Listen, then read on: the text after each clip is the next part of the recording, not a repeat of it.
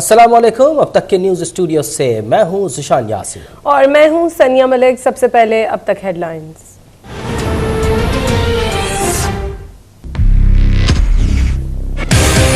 हमें ऐसे लगा कि पता नहीं आज गया तो कल गया। मैं आज तस्लीम करता हूँ बड़ी गलती की, इसको हमने इजाजत दे दी बाहर जाने के लिए। आपको एनआरओ नहीं देना, केसेस आपके पुराने हैं। इमरान खान की कोई कीमत नहीं। जब तक मैं जिंदा हूँ मैं इनका पीछा नहीं छोड़ूंगा जब तक कौम का पैसा नहीं वापस करेंगे। अदम एतमाद ये इसलिए चाहते हैं कि जल्दी जल्दी ये हुकूमत जाए और हम फिर से किसी तरह बचे। कप्तान उस प्लान के लिए तैयार बैठा है। आपको फिर शिकस्त होगी, लेकिन शिकस्त नहीं होगी, आप जेलों में जाएंगे। भगोड़े नवाज शरीफ, सुन लो मेरी कोई कीमत नहीं लगा सकता। कप्तान अदम एतमाद समेत आपके हर प्लान के लिए तैयार है। मैं लूटा खजाना वापस लाने तक इन लुटेरों का पीछा करूंगा। आइंदा इंतखाबात में ऑपोजिशन को शिकस्त ही नहीं होगी बल्कि ये सब जेलों में भी जाएंगे। मंडी बहाउद्दीन में जलसे से खिताब में वज़ीर आज़म इमरान खान का दो टोक पैगाम। तस्लीम किया कि नवाज शरीफ को बाहर जाने देना मेरी बहुत बड़ी गलती थी। नवाज शरीफ की इतनी बीमारियां देखकर रहम आ गया और मुझे लगा कि पता नहीं ये बचेगा कि नहीं। 30 सालों के बाद पाकिस्तान की असेंबली डीजल के बगैर चल रही है, सोलर पे चल रही है। तो डीजल को एक तो ये मुश्किल पड़ी हुई है कि वो 12वां खिलाड़ी बना हुआ है। एक तो बड़ा भगौड़ा मियाँ है। छोटे मियाँ को क्या मसला पड़ गया। छोटे मियाँ का एक तो दिल बड़ा कमजोर है। उससे पहले भगौड़े मियाँ का 2 बेटे नून लीग के दौर में बाहर भिजवा दिए। मरियम बीबी आप भी डरी हुई हैं केस से। वज़ीर आज़म इमरान खान ने कहा छोटे मियाँ का दिल बहुत कमजोर है, ये भी नहीं बता सके कि 375 करोड़ रुपए चपड़ासी के अकाउंट में क्यों डाले। मरियम बीबी कहती हैं कि मेरे पास टेप्स हैं। इस तरह की ब्लैकमेल सियासतदान नहीं बल्कि माफिया करता है। इमरान खान का नाम लिए बगैर मौलाना फजल रहमान पर भी कार्यवार। कहा 30 साल बाद कौमी असम्बली डीजल के बगैर चल रही है। अब वो डीजल कहता है हुकूमत गिरा दो।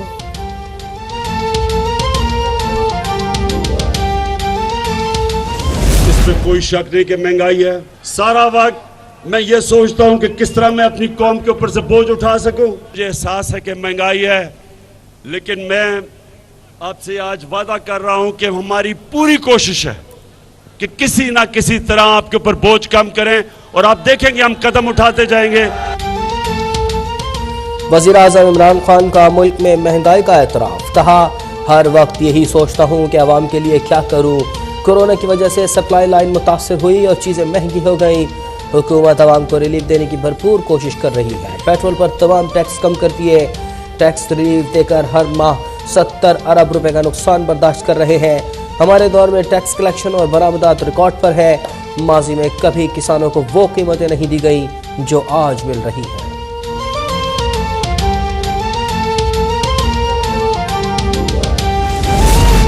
हुकूमत फेल हो चुकी, वज़ीर आज़म खुद अपनी नाकामी का एतराफ़ कर चुका है। इमरान खान तहरीक अदम एतमाद से घबरा गए।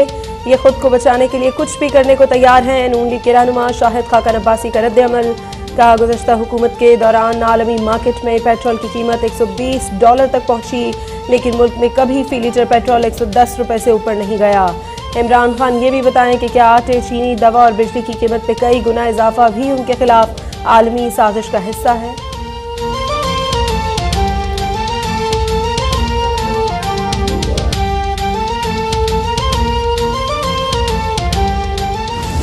आपसे लॉन्ग मार्च नहीं होना, आपसे वॉक भी नहीं होनी। आपको हम कोई डोलियां भेजेंगे। पहले होंदा सी ना दुल्हना डोलियां ते आंदियां सन, उन्हां दे तुहानू 4 कदियां ते लैके आवांगे। जेडे तुहाडे हालात हैं, ये अपोजिशन जो है इस वक्त जो इमरान खान को चैलेंज कर रही है, इसके पांव नहीं है। जिस ऑपोजिशन पर उसके घर वाले भी एतबार नहीं करते, वो तहरीक अदम एतमाद क्या लाएगी। वज़ीर इत्तलात फवाद चौधरी का वार। बेटी मुकदमात भुगत रही है और बाप लंदन में जा बैठा। मामले खुसूसी शहबाज गिल कहते हैं कि चोरी के सवाल पर सियासी इंतकाम का राग अलापने का स्क्रिप्ट पुराना हो चुका। शरीफ बरादरान और उनके दरबारी जान ले, चोरी का हिसाब देने के अलावा कोई दूसरा ऑप्शन नहीं।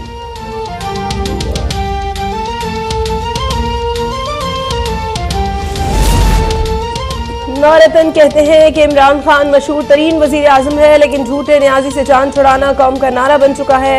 हमजा शहबाज की एहतसाब अदालत के बाहर गुफ्तगू, अपोजिशन एक पेज पर है और अवाम को जल्द खुशखबरी मिलेगी। मरियम औरंगजेब कहती हैं इमरान खान के जाने का वक्त करीब है। नैब और FIA के अफसरान इमरान खान के जाती मुलाजिम न बने। इमरान खान ने हर हरबा इस्तेमाल किया लेकिन एक धेरे की करप्शन साबित नहीं कर सके। NCA का केस वापस लेना FIA और नैब के मुंह पर तमाचा है।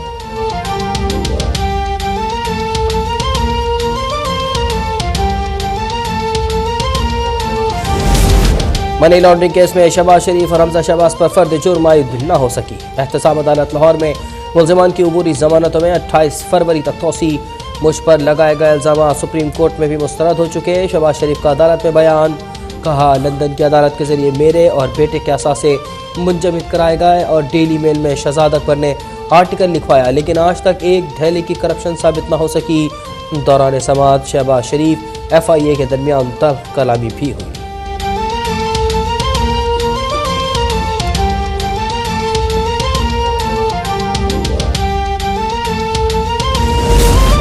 साबिक सेनेटर फैसल वावदा ने ताहयात नाअहली का फैसला सुप्रीम कोर्ट में चैलेंज कर दिया।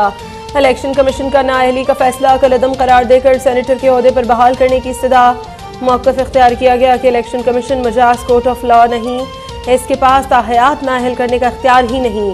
इस्लामाबाद हाई कोर्ट ने भी उजलत में अपील खारिज कर दी।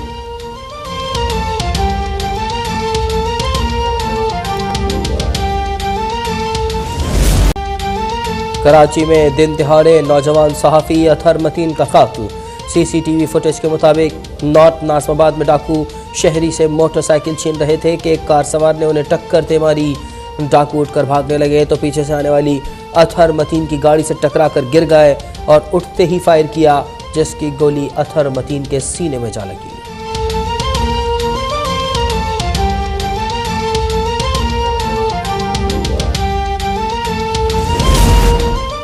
सहाफ़ी अतहर मतीन कत्ल केस की तहकीकात के लिए DIG वेस्ट की सरबराही में टीम तश्कील। पुलिस के मुताबिक वारदात के बाद डाकू कटी पहाड़ी की तरफ फरार हुए। डाकुओं की छोड़ी गई मोटरसाइकिल मोहम्मद जमील नाबी शहरी के नाम पर खुजदार में रजिस्टर्ड निकली। वाक़े के यानी शाहिद ने कहा 2 पैंट शर्ट में मलबूस डाकू 20 मिनट तक दंदनाते रहे, हवाई फायर भी किया, लेकिन पुलिस ने ना आना था और ना ही आई।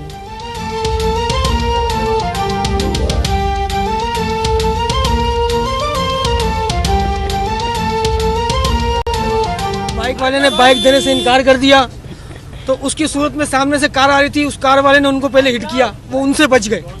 उनसे बचने के बाद दूसरी कार सामने फ्रंट से आ रही थी, उसने हिट किया, उससे बच गई, वो कार वहाँ फंस गई और उन्होंने उतर तक साथ उसको फायर मारा शीशे से, वो फायर में ख्याल से आगे उसको हुकूमत सिंध इसमें बिल्कुल किसी किस्म की कोई कोताही नहीं करेगी। पहली बात तो ये है कि ये वाक़या होना नहीं चाहिए था, लेकिन अफसोस की बात है वाक़या हुआ जिसमें उनकी जान चली गई है। ये पुलिस की जिम्मेदारी बनती है कि इस किस्म के वाक़यात को होने से रोकें। सीनियर सहाफ़ी अतहर मतीन के कातिलों की गिरफ्तार में कोई कसर नहीं छोड़ेंगे। सिंध हुकूमत लवाहिकीन के साथ है। वज़ीर इत्तलात सिंध सईद गनी की कराची में मकतूल सहाफ़ी अतहर मतीन के अहल खाना से ताज़ियत के बाद गुफ्तगू। कहा पुलिस की जिम्मेदारी है कि इस तरह के वाक़यात को रोके। बड़े शहरों को ज़ीरो क्राइम करना मुमकिन नहीं और ये भी हकीकत है कि पुलिस में काली भेड़ें मौजूद हैं। शहर अकायद में सेफ सिटी मनसूबे में ताख़ीर बदकिस्मती करार।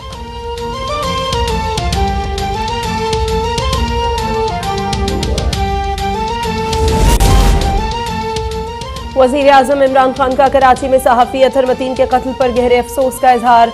मुल्ज़िमान को कैफरे किरदार तक पहुँचाने के लिए हर मुमकिन कोशिश की हिदायत। कहा सोगवार खानदान के दुख में बराबर के शरीक हैं।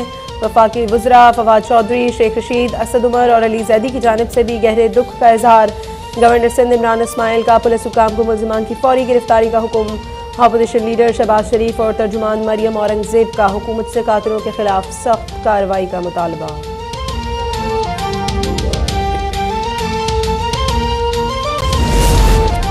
मुल्क में कोरोना से मजीद 33 मरीज इंतकाल कर गए। 2400 नए मरीजों में वायरस की तस्दीक। मुस्बत केसेस की शरह 4.9% रही।